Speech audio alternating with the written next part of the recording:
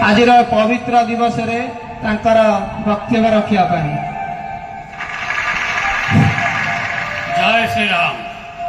उपस्थित भद्रमंडली एवं रामलीला को भल पाउथिबा समस्त व्यक्ति विशेष एवं समर्पण परिवार समस्त सभ्यवृंद,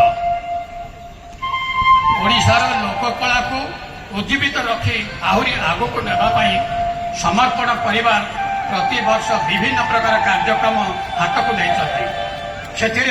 कार्तिक मासरे एठी झोटी मुरुदर कंपिटिशन हुए एवं आषाढ़ मास पूर्णमी रे गुरु पूजन वर्ष सारा करने से आयोजन करती। समस्त गुरु को बहुत श्रद्धार सहित भक्तिर सहित जो भली पूजा करती ओडिशार आउ कौटी नथिबो जोटा कि समर्पण परिवार करि आसीछि एवं आमर लोककला एवं लोक नृत्य को आगे नेबा पई एही कटक सहर केवल समर्पण परिवार आज ओडिशा को दिग्दर्शन देछि। तांको मोर बहुत बहुत शुभेच्छा एवं बहुत बहुत शुभेच्छा। तेबे मोर ए वक्तव्य शेष करिया पूर्व गोटे पद गीत रामलीला एवं श्रीराम वनवास बोलती